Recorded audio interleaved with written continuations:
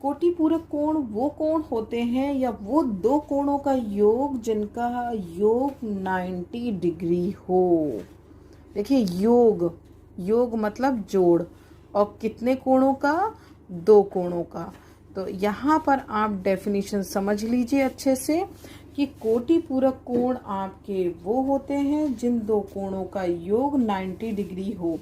कहने का मतलब ये है कि यदि हमारे एक कोण 60 डिग्री का या 60 डिग्री का है तो दूसरा कोण कितने का होगा?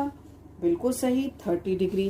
क्योंकि यदि हम 60 में 30 ऐड कर दें तो कितना आता है? 90 डिग्री। तो इस तरीके से हम कह सकते हैं 60 डिग्री के का कोटि पूरक या पूरक कोण 30 डिग्री है, या हम ये भी बोल सकते हैं कि 30 डिग्री का पूरक कोण 60 डिग्री है। आप इसी तरीके से कोई भी है, 45 डिग्री का पूरक कोण क्या होगा? 45 डिग्री। तो यहाँ पर हमने 20 का पूछा आपसे, फॉर एग्जाम्पल कि 20 का पूरक कोण बताइए, तो बच्चा 20 का पूरक क्या कोण बताएगा? मान लीजिए ओरल नहीं आता तो 90 डिग्री में से 20 आप माइनस कर लो तो कितना आ जाएगा? 70 डिग्री। किस तरीके से माइनस किया? क्योंकि हमने डेफिनेशन के अकॉर्डिंग समझ लिया था कि वे जिन दोनों कोणों का योग 90 डिग्री हो, यदि एक आपको 20 डिग्री पता है तो ऑब्वियसली दूसरा कितना होगा? 70 डिग्री। कैसे पता करा? 90। तो इस तरीके से कोई एंगल आपका थीटा है तो हम उसका थीटा का यदि हम कोटि पूरक कोण निकालेंगे तो क्या हो जाएगा? 90 डिग्री माइनस थीटा। तो जो बचेगा वो आ जाएगा आंसर। तो यही इसका आंसर हो जाएगा इस तरीके से। ठीक है। अब संपूरक कोण क्या है? संपूरक कोण जिन दो कोणों का योग 180 डिग्री हो। दो कोणों का योग कितना हो? 180 डिग्री। तो वो कोण आपके कैसे कहलाएंगे? संपूरक कोण। और एक दूसरे के लिए जो प्रत्येक कोण होगा वो एक दूसरे का क्या होगा? संपूरक होगा। मान लीजिए उदाहरण के तौर पे हमने बोला 20 डिग्री बोल दिया, अब इसका संपूरक बताइए। तो अभी बोला हमने हाथ के हाथ के जिन दो कोणों का योग 180 हो, तो अब 180 में करने का मतलब क्या है? आप वैसे भी करो तो 160 ऐड कर लें। तो इट मीन्स जब हम 20 डिग्री का संपूरक बताएंगे तो 180 डिग्री में से 20 माइनस कर लेंगे तो आंसर आ जाएगा 160। तो हो गया ना, दोनों कोणों का योग 160 एंड 20 को ऐड करें तो 180 डिग्री आ जाएगा। तो इस तरीके से हमने जो डेफिनेशन पढ़ी कि जिन दो कोणों का योग 90 डिग्री होगा वो कोटि पूरक कोण कहलाएंगे, और जिन दो कोणों का योग 180 डिग्री होगा वे संपूरक कोण कहलाएंगे। तो इस तरीके से कोई क्वेश्चन भी आ जाए आपके सामने कि बताइए दिए गए कोणों में कौन से पूरक हैं या कौन से संपूरक हैं, तो आप देख लेंगे कि जिन दो का योग 90 आ जाए तो वो सारे के सारे आपके कोटि पूरक में आ जाएंगे, और जिन दो कोणों का योग 180 डिग्री आ जाएगा वो संपूरक में आ जाएंगे। लेकिन पूरक बताना पड़ जाए, जैसे 30 का बताना पड़ जाए, तो 30 का पूरक कोण, पूरक का मतलब वही हुआ कोटि पूरक। ठीक है। तो पूरक कोण क्या हो जाएगा? 30 डिग्री का पूरक कोण हो जाएगा 60 डिग्री। डायरेक्ट भी लिख सकते हैं, नहीं तो आप 90 में से 30 माइनस कर दो और तब लिख दो तो 60 डिग्री आ जाएगा। 50 डिग्री का पूरक कोण क्या हो जाएगा? ऑब्वियसली 90 डिग्री में से 50 माइनस ऐड कर लीजिए तो कितना हो जाएगा? 40 डिग्री। आप 48 पूछा जाएगा तो 90 माइनस 48, एक्स का पूछा जाएगा तो 90 माइनस एक्स। अब इसी को संपूरक में पूछ लिया जाए तो किसी भी कोण का संपूरक निकालने के लिए आप उसको 180 में से माइनस कर दो। बिल्कुल सही। तो आपसे यदि 30 का संपूरक पूछा जाए तो आप क्या लिख देंगे? 180 degree minus 30 degree is equal to 150 degree. Clear? तो इस तरीके से हम कोई क्वेश्चन हमें मिल जाए तो वो हम क्वेश्चन भी सॉल्व कर देंगे। तो बच्चों जहाँ तक मुझे लगता है आपको ये वाला बात अच्छे से समझ आ गई होगी। जो चलते हैं कोणों के युग्म यानी जोड़ों के पास। ये कोणों के युग्म या जोड़े क्या होते हैं भाई? जैसे कि दो चीज जुड़ जाए तो वो जोड़े हो गए। ठीक है। तो अब यहाँ पर आप देख रहे हो चित्र में, जैसे आपको दिख रहा होगा ये दो कोण दिखाई दे रहे हैं। एक सरल रेखा दिखाई दे रही है AOB, और इसमें आपको एक कोण दिख रहा है AOC और दूसरा कोण दिख रहा है BOC। ये दो कोण आपस में जुड़ गए तो ऐसे कोण आपके कहलाते हैं रैखिक युग्म। रैखिक युग्म क्यों कहलाए? क्योंकि एक सरल रेखा पर जुड़ गए। उल्टे सीधे नहीं हुए, क्योंकि अभी हमने इससे पहले जब कोणों का प्रकार पढ़ा था तो सरल कोण भी पढ़ा। सरल कोण क्या होता है, स्ट्रेट लाइन बनती है और ये पूरा कोण आपका क्या कहलाता है, 180 डिग्री का।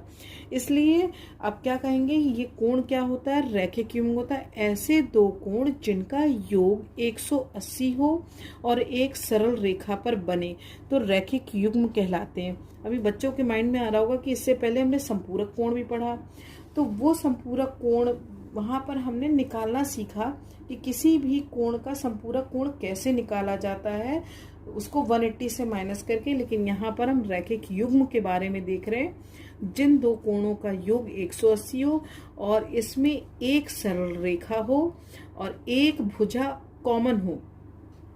कॉमन मतलब समझ रहे ना। अब ओसी आप किरण देख रहे हो, ओसी जो किरण है वो इधर वाले कोण के लिए भी प्रयोग हो रही है और ओसी जो किरण है वो इस तरफ भी हो रही है। तो एक कॉमन भुजा होनी जरूरी है और इधर उधर दो कोण बनते हैं, तो इस तरीके के कोण हमारे रैखिक युग्म कहलाते हैं। तो हम इसी चीज को इस तरीके से लिख सकते हैं, angle AOC plus angle BOC is equal to 180 degree. मतलब जो इतनी बात हमने कही कि ऐसे दो कोण जिनका कोण 180 हो और एक सरल युग्म बनाएं और इन दोनों कोणों में एक उभयनिष्ठ शीर्ष हो तथा दोनों कोणों में एक उभयनिष्ठ भुजा हो, इतनी बड़ी बात को हमने सिंपल एक line angle AOC plus angle BOC is equal to 180 degree कह के कंप्लीट कर दी। तो इस तरीके के द्वारा हम कई तरीके के सवाल भी हम लोग प्रयोग करेंगे। तो स्टूडेंट्स, अगला हमारा टॉपिक है शीर्षाभिमुख कोण या सम्मुख कोण। शीर्षाभिमुख मतलब जैसे लग ही रहा है कि शीर्ष पे बनने वाला, उसके मुंह पर बनने वाला। आपके सामने ये दो हमारी क्या है, सरल रेखाएं हैं और ये दोनों सरल रेखाएं एक दूसरे को एक बिंदु O पर काटती हैं और इसी कटान बिंदु पर एक कोण बन रहे हैं।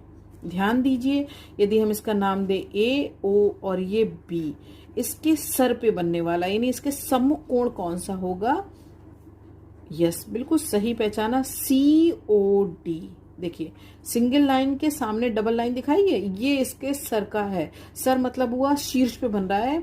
तो यहाँ पर कहने का मतलब है, इसको हमने 1 दे दिया नाम, इसको 2 दे दिया, तो आप कहेंगे एंगल 1 एंगल 2 का शीर्षाभिमुख कोण है। इसको मान लीजिए हमने 3 दे दिया नाम, इसको 4 दे दिया, तो अब आप क्या कहोगे, एंगल 3 एंगल 4 का शीर्षाभिमुख कोण है, या एंगल 4 एंगल 3 का शीर्षाभिमुख कोण है, या एंगल 2 एंगल 1 का शीर्षाभिमुख कोण है। तो इस तरीके से हमने सम्मुख कोण भी समझ लिया। अब हम आते हैं प्रतिच्छेदी रेखाएं। प्रतिच्छेदी रेखाएं कहलाती है प्रतिच्छेदी रेखाएं।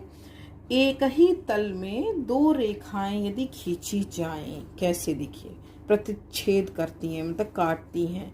एक हमने ऐसे खींच दी और एक हमने ऐसे खींच दी, तो खींची और ये एक दूसरे को किसी बिंदु पर काटती है। मान लीजिए बिंदु हमारा वो X हो गया, ठीक है। तो अब ये जो X बिंदु पे काटेंगी तो इन दोनों रेखाओं, ये दोनों ही रेखाएं प्रतिच्छेदी रेखाएं कहलाती हैं। और समांतर रेखाएं क्या कहलाती हैं, वे रेखाएं जो एक दूसरे को ना काटें। देखिए जब दो रेखाएं काटेंगी एक दूसरे को किसी एक बिंदु पर तो वो प्रतिच्छेदी कहलाएंगी, और जो ना काटे वो क्या कहलाएंगी, समांतर रेखाएं कहलाएंगी। और समांतर रेखाओं की खास बात क्या होती है, उनके बीच की जो दूरी होती है सदैव बराबर होती है प्रत्येक बिंदु पर लंबवत दूरी। यानी यहाँ से यहाँ तक की यदि दूरी हम देखें और यहाँ से यहाँ तक की दूरी देखें तो हर एक पॉइंट पर क्या होगी, समान होगी। तो इस तरीके से बच्चों हमने जो जितनी बातें पढ़ी कि रेखाखंड पढ़ा, किरण पढ़ा, संरेख बिंदु, संगामी रेखाएं, कोण और कोणों के प्रकार, कोणों के संपूरक कोण, उस पे पूरक कोण और कोणों के युग्म के बारे में और रेखाओं के बारे में। तो इतनी बातें हम पढ़ने के बाद जहाँ तक मुझे लगता है कि आपको अच्छे से समझ लग गया होगा, और इसी से रिलेटेड हम एक्सरसाइज 6A कंप्लीट कर सकते हैं। तो बच्चों एक्सरसाइज 6A कंप्लीट करिएगा सभी क्वेश्चंस। यदि जो समझ ना लगे तो व्हाट्सएप ग्रुप पे पूछ लीजिएगा। और इसी के साथ मैं ये चैप्टर यहीं पर एंड करती हूँ, और अगले टॉपिक के साथ हम जल्दी ही अगले वीडियो में मिलेंगे। तब तक के लिए सभी बच्चों के लिए टाटा बाय बाय ओके, और सभी बच्चे अपने अपने घरों में अच्छे से रहें।